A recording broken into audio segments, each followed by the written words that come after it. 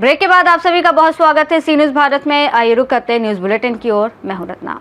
Bulletin में बात होगी बिजनौर की, जहां भीषण गर्मी को देखते हुए समाज सेवी काजी शमीम ने शरबत का स्टॉल लगाकर लोगों को राहत पहुंचाने का कार्य किया है।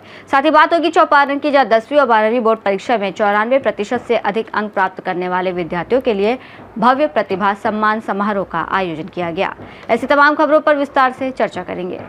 भरतपुर के हलैना क्षेत्र के वैर तहसील के गांव बासी में रामस्वरूप कोहली पूर्व सांसद कई गणमान्य लोग मंचासीन रहे और कहा कि ऐसे कृत्य करने वालों को कड़ी प्रशासन की देखरेख में होनी चाहिए। कार्रवाई की सराहना की। साथ ही कार्यक्रम में क्षेत्र के कई गणमान्य नागरिक भी मौजूद रहे। मैं घोर निंदा करता हूँ। भगवान श्री राम जी से जो छल कपट किया गया, भगवान के दान के धन को जो गमन किया गया, उसमें जितने भी लोग हैं संपूर्ण लोगों को जेल होना चाहिए और उसमें साधु संत के अतिरिक्त अगर कोई रहे तो शासन प्रशासन रहे। वहाँ का अध्यक्ष, वहाँ का कोषाध्यक्ष, कमिश्नर हो, डीएम हो, शासन प्रशासन हो, कोई राजनीतिक लोग ना हो, तभी राम मंदिर का धन सुरक्षित रहेगा। और नहीं तो ऐसे बंदर बांट होता रहेगा और सभी को दंड मिलना चाहिए। मैं माननीय योगी आदित्यनाथ जी का हृदय से आभार प्रकट करता हूँ, जो उन्होंने इतना सुंदर कदम उठाया। कहा कि चोर चोर होता है, इसको दंड मिलना चाहिए और सबको दंड मिल रहा है। और एक बात कहूँगा, जिन लोगों के पास अगर कोई भी प्रूफ है वह एसआईटी को प्रोवाइड कराएं और जितने भी लोग हैं उन लोगों को दंडित करें। संपूर्ण लोगों की जितने ट्रस्ट है सबको बहिष्कृत करके उसको शासन के ही सुपुर्द कर दिया जाए। गौ रक्षा के लिए, सनातन रक्षा के लिए और देश रक्षा के लिए, विश्व कल्याण के लिए और हमारे इसरो के लिए, ऐसे कुछ साइंटिस्टों के लिए जो साइंस के उनके लिए यह प्रयोग किया जाए, जिससे बड़े बड़े अस्त्र शस्त्र बनाए जाएं। विश्व के कल्याण के लिए कोई बड़ी यूनिवर्सिटी खोली जाए, ऐसी चीज़ें खोली जाएं जिससे उस धन का उपयोग हो, दुरुपयोग ना हो। धन की ज़रूरत नहीं है, उसमें बैंक बैलेंस की ज़रूरत नहीं है। उसका जो व्यय है वहाँ के अधिकारियों के द्वारा बांटा जाए। जितने कर्मचारी हैं सब गवर्नमेंट कर्मचारी होना चाहिए।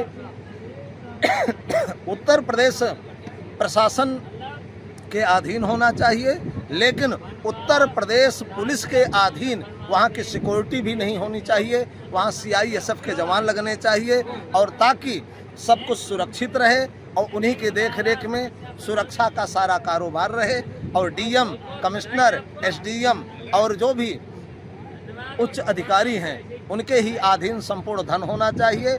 जितना पैसा का गिनती हो, चढ़ावा का हो, सब कैमरा ऑनलाइन पूरा विश्व देख सकता है। ऐसा चीज़ होना चाहिए। पारदर्शिता के साथ धर्म के कल्याण के लिए सब कार्य करना चाहिए। मैं योगी आदित्यनाथ से, माननीय यशस्वी प्रधानमंत्री मोदी जी से भी निवेदन करूंगा कि हमारे जितने मठ मंदिर हैं उनको सरकार से मुक्त कराएं। सनातन धर्म के सनातनियों का पैसा केवल सनातन धर्म के लिए लगाएं। जय श्रीमन्नारायण, जय श्री सीताराम। चोर चोर मौसेरे भाई, आपने जिन्होंने गोली चलवाने का आदेश दिया, जिन्होंने अन्याय किया कार सेवकों पर, आज उन्हीं को ट्रस्ट में रखा गया।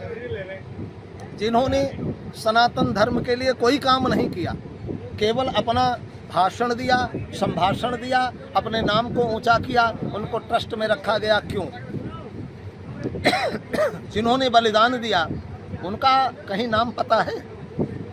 तो मैं यही कहना चाहता हूँ कि जब हम पारदर्शिता के साथ कोई कार्य करेंगे तो सनातनियों का सम्मान बढ़ेगा और नहीं तो ऐसे आतिताई लोग, राजनीतिक लोग अपने घर को भरेंगे और धन का गमन करेंगे। आज 200 करोड़ से अधिक धन का गमन हुआ है। अभी पता नहीं कितने धन का खुलासा होगा एसआईटी जांच के लिए। माननीय मुख्यमंत्री जी ने जो आदेश दिया है, मैं उनका हृदय से आभार प्रकट करता हूँ। भारत में कोई भी मंदिर हो, कोई भी संस्था हो, धार्मिक संस्था हो, वह सनातनियों का पैसा सनातन के काम आना चाहिए, अन्य लोगों के काम नहीं आना चाहिए। उससे बड़े बड़े यूनिवर्सिटी बने, हॉस्पिटल बने और गौशाला बने, धर्म रक्षा के लिए वेदशाला बने।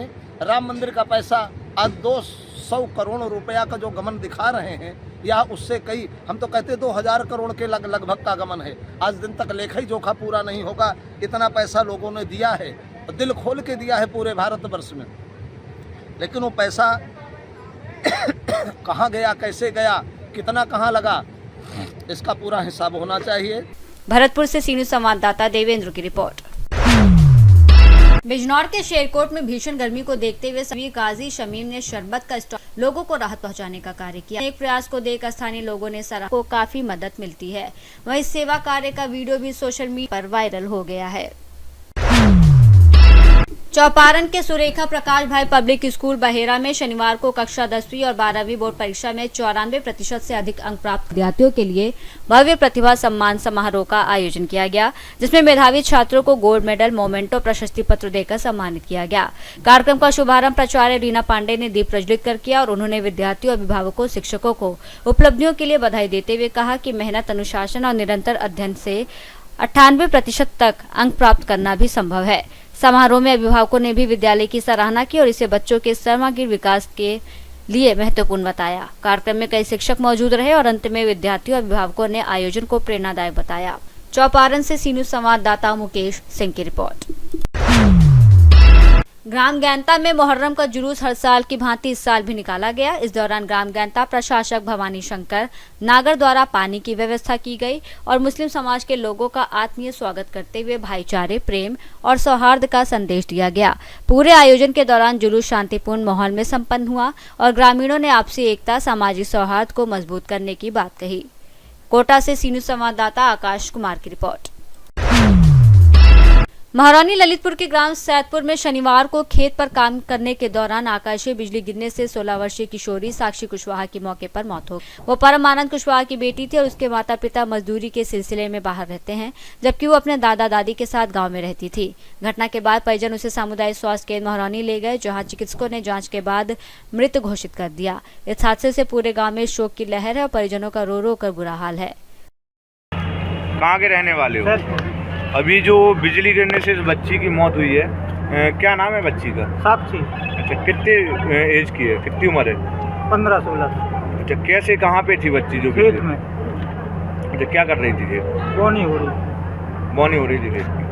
अच्छा, क्या कहना है, क्या मांगे आपकी?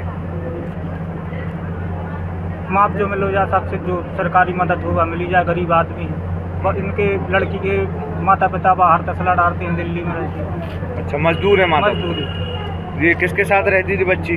दादा दादी को। अच्छा, आप कौन है इनके? चाचा। ललितपुर से सी न्यूज़ संवाददाता ऋषि तिवारी की रिपोर्ट। लखनऊ से सटे मलिहाबाद विधानसभा क्षेत्र के जेहटा रोड स्थित टाड़ खेड़ा गांव में विकास कार्यों की मांग को लेकर उस समय हड़कंप मच गया, जब बीडीसी राजू नाम का एक युवक जर्जर सड़कों, गंदी नालियों और विकास कार्यों की अनदेखी से नाराज पानी की ऊंची टंकी पर चढ़ गया। सूचना मिलते ही प्रशासन और पुलिस मौके पर पहुंची और स्थिति को संभालने का प्रयास किया। इसी दौरान समाजवादी पार्टी की नेत्री और पूर्व ब्लॉक प्रमुख काकोरी, पूर्व विधायक प्रत्याशी राजबाला रावत भी मौके पर पहुंची। युवक की मांग पर प्रशासन की सहमति से वो टंकी पर चढ़ी और काफी देर बातचीत कर युवक को शांत कराया। उसे आश्वासन दिया कि उसकी समस्याओं को अधिकारियों के सामने रखा जाएगा। इसके बाद युवक सुरक्षित नीचे उतर आया और मौके पर मौजूद लोगों ने राजबाला रावत की सूझबूझ की सराहना की, जबकि प्रशासन ने भी क्षेत्र की समस्याओं के समाधान का आश्वासन दिया। लखनऊ से सी न्यूज़ संवाददाता दीपक की रिपोर्ट। रामगढ़ और हजारीबाग जिले के सीमावर्ती क्षेत्र जरवा में मुहर्रम का पर्व आपसी भाईचारे, शांति और सौहार्द के वातावरण में मनाया गया और इस दौरान हिंदू और मुस्लिम समुदाय के लोगों ने एक साथ मिलकर जुलूस और कार्यक्रम में भाग लिया और सामाजिक एकता की मिसाल पेश की। दोनों समुदाय ने एक दूसरे का सहयोग करते हुए पूरे आयोजन में शांति व्यवस्था बनाए रखने में महत्वपूर्ण भूमिका निभाई। स्थानीय लोगों के अनुसार यहाँ सालों से सभी पर्व त्योहार आपसी प्रेम और सौहार्द के साथ मनाए जाते हैं और इस अवसर पर भी समाज में भाईचारे, एकता का संदेश दिया गया। वहीं पूरे कार्यक्रम के दौरान प्रशासन और पुलिस की भी मुस्तैद मौजूदगी रही, जिससे पर्व शांतिपूर्ण ढंग से संपन्न हुआ। पहले आपका चैनल को मैं बहुत बहुत धन्यवाद देना चाहता हूँ। मैं कुच्चू प्रखंड प्रमुख निरंजन प्रसाद नायक। मैं मुहर्रम के शुभ अवसर पर सभी मुस्लिम भाई को ढेर सारी बधाइयाँ। और यह पर्व एक शहादत दिवस के रूप में मनाया जाता है और हम लोग इस ग्राम जरबा में हम लोग दोनों समुदाय आपस में भाईचारे के साथ ये पर्व को मनाते हैं। हिंदू हो, मुस्लिम हो, सिख ईसाई, सब भाई भाई के नारे के साथ ये पर्व मनाते हैं। जो हर साल निकलता है उससे हम लोग बेहतर कराने के लिए कोशिश पूरा प्रयासरत हैं और हमारे इसमें तमाम हिंदू भाई, मुसलमान भाई सभी का सहयोग है और ये जुलूस 7 बजे से निकलती है। प्रारंभ यहाँ से किया जाता है और लगभग 11 साढ़े 11 बजे इसको समाप्त कर दिया जाएगा। किसी तरह का कोई द्वेष नहीं। परिचय आपका? बशीर अंसारी, गरबा। रामगढ़ से सीनियर संवाददाता राजीव। सतना के सिविल लाइन थाना क्षेत्र स्थित पुलिस कॉलोनी में बड़ा हादसा होते होते टल गया, जहां एक सरकारी आवास की छत का प्लास्टर अचानक भरभरा कर नीचे गिर गया। घटना के समय नीचे बच्चे खेल रहे थे, लेकिन वो समय रहते हट गए, जिससे किसी प्रकार की जनहानि नहीं हुई। इस घटना के बाद कॉलोनी में दहशत का माहौल है और लोगों ने बताया कि कई सरकारी आवास लंबे समय से जर्जर हालत में हैं, लेकिन उनकी मरम्मत नहीं कराई जा रही, जिससे कभी भी बड़ा हादसा हो सकता है। स्थानीय लोगों ने विभाग की लापरवाही पर सवाल उठाते हुए जर्जर मकानों की मरम्मत और पुलिसकर्मियों उनके परिवारों की सुरक्षा सुनिश्चित करने की मांग की है। सतना से सीनियर संवाददाता प्रशांत उपाध्याय की रिपोर्ट। मंडा में मुहर्रम का पर्व अकीदत के साथ मनाया गया, जहां मुस्लिम समुदाय के लोगों ने भारी संख्या में इकट्ठा होकर पारंपरिक ताजियों का जुलूस निकाला और करबला की जंग में शहीद हुए इमाम हुसैन उनके 72 साथियों की शहादत को याद किया। जुलूस की शुरुआत मोहल्ला मुरादपुर से हुई, जिसमें मुरादपुर, खानकाह, गौटिया, ब्रिजपाल नगर, हाथीवाली गौटिया और बेराहिमपुर झांझुरिया के ताजिए शामिल रहे। इस दौरान युवाओं ने हैरत अंगेज करतब दिखाए और या हुसैन, अल्लाहू अकबर के नारों से माहौल गूंज उठा।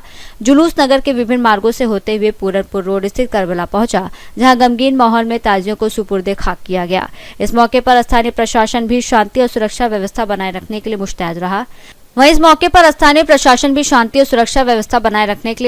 वहीं जामा मस्जिद के इमाम हजरत गुलाम नबी ने मुहर्रम के महत्व पर प्रकाश डालते हुए इसे इस्लामी नए साल 1448 हिजरी की शुरुआत बताया और इमाम हुसैन की शहादत को याद करने का संदेश दिया। शाहजहांपुर से सीनियर संवाददाता रवि की रिपोर्ट। बुलेटिन में फिलहाल इतना ही। देश और दुनिया की तमाम बड़ी खबरों के लिए देखते रहिए सी न्यूज़ भारत।